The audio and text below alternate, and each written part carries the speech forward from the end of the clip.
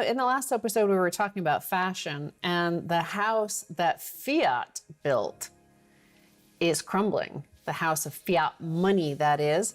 And you can tell that in what Max finally convinced Jamie Dimon here, Bitcoin price could 10x in the next 5 years, says Jamie Dimon, CEO of JP Morgan Chase. Of course, you and I have covered him for years here, even before Bitcoin, about the shenanigans going on at, if you can call it that, shenanigans, we'll say it politely, at JP Morgan. But he was dissing Bitcoin in 2013, 2014, 2015, 2016, 2017, 2018, 2019, 2020, and now in 2021. As you predicted, he capitulated, and he's saying, hey, Bitcoin's going to 10x in the next 5 years. Yep.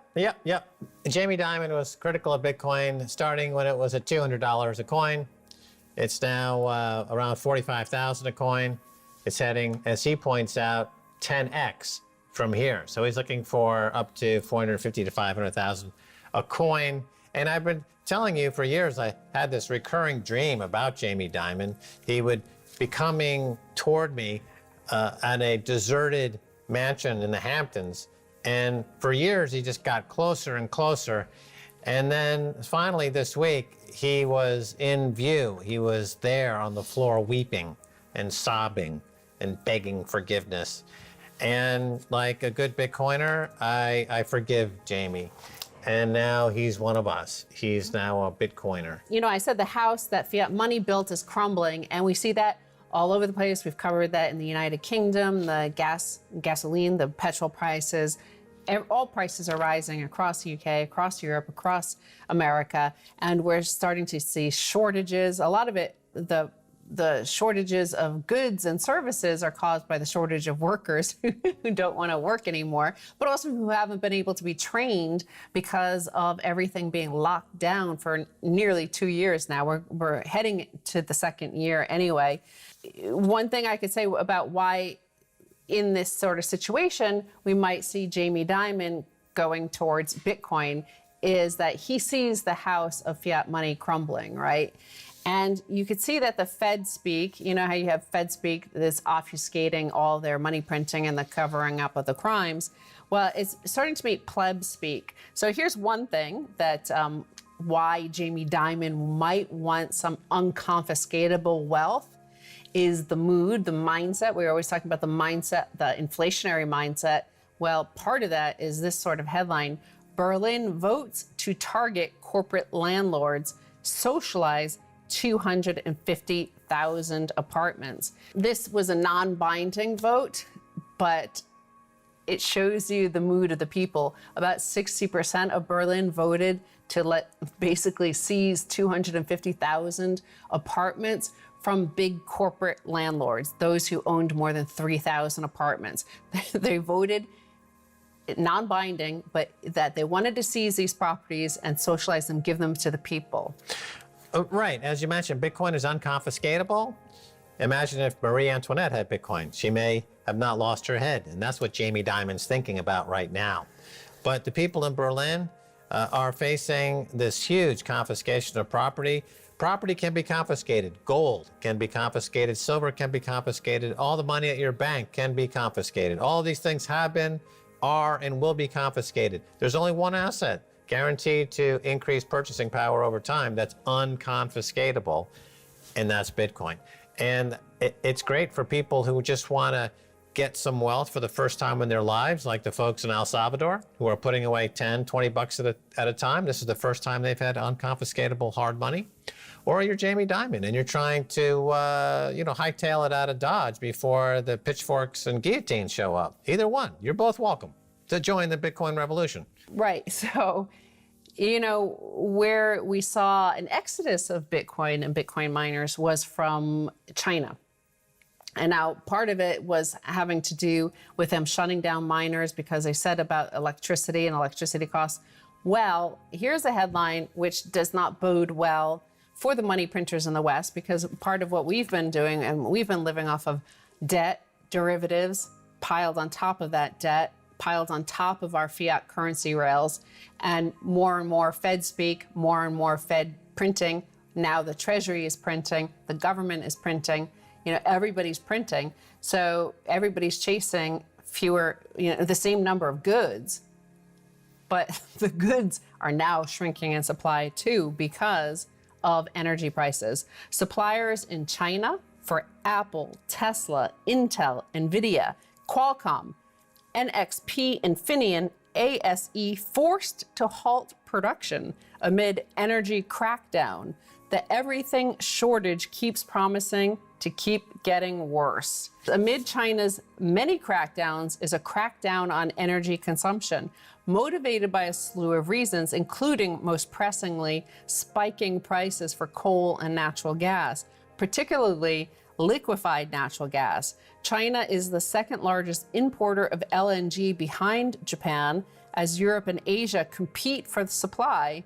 The supply of LNG for November delivery to Japan and Korea has exploded to $27.45 per million British thermal units on the NYMEX, up from a $6 range a year ago. And here's a chart from the CME group. Here's a year ago, and here is now.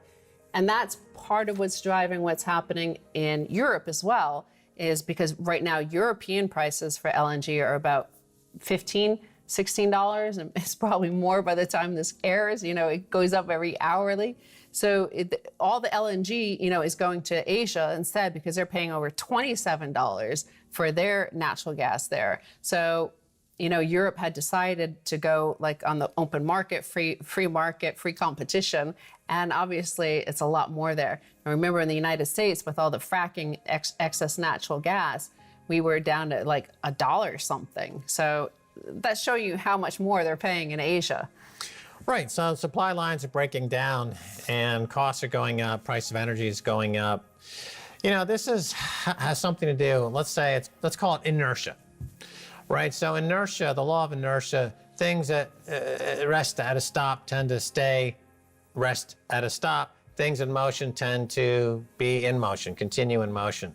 And when you come to a dead stop, like we had in COVID, the energy required to get it moving again is exponentially greater than the energy required before just to keep it rolling and ticking over. Yes. So you have the benefit for decades now of these major economies able to simply print money to keep the wheels of what was a lot of malinvestment going, even though a lot of these projects, the ghost cities in China or the white elephant projects in the United States, they were papered over with money printing. And then they hit that unmovable object called COVID in 2020. And the belief at the time would be, well, we're going to lock everything down, and then when it's safe, we're going to open things up. And there's kind of in people's minds this idea that the energy required to get it started again won't be particularly greater than the energy was required to keep it going before the stoppage. But that's completely false. The energy required to get these systems going again is exponentially greater than the energy required to keep them going. In many cases, these supply lines are going to have to be rebuilt from scratch.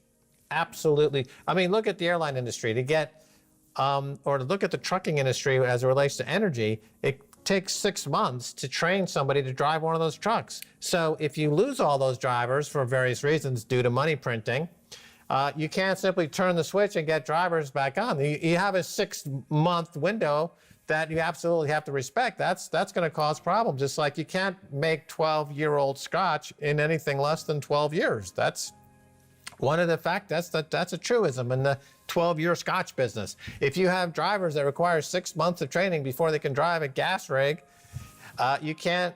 That's what it requires. So if you pull the plug on it, now to start it up again, they're finding that they don't have the energy. It's not available at any price.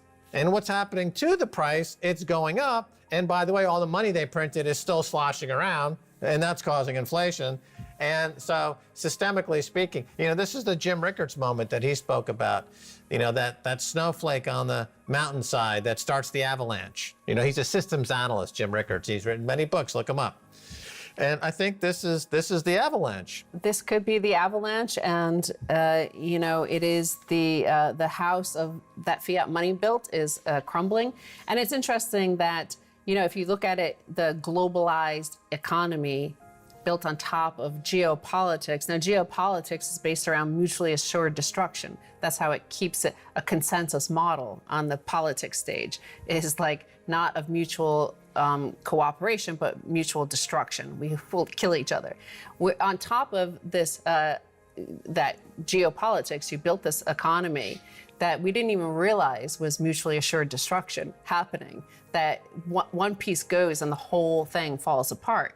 I mean, it's kind of tied to what Warren Buffett said about the weapons of mass financial destruction that are, is the spaghetti tying all of this globalized system together. And now we're seeing that because of COVID and the supply chain disruptions and the disruptions to the education system, not only for children and young people, but also for universities and for the sort of schools and training programs that teach the plumbers, the people who maintain the electric grid, or the people who maintain the supply grid, the logistics grid. If those new people aren't coming online because they haven't been trained for the last year and a half, we're nearing 2 years now. What are you going to do? Some people say, let's go to India, right? Well, India's massive fleet of coal plants are running dangerously low on stockpiles, which may force the nation to buy expensive shipments of the fuel or else risk blackouts. They may have to buy expensive shipments of the fuel.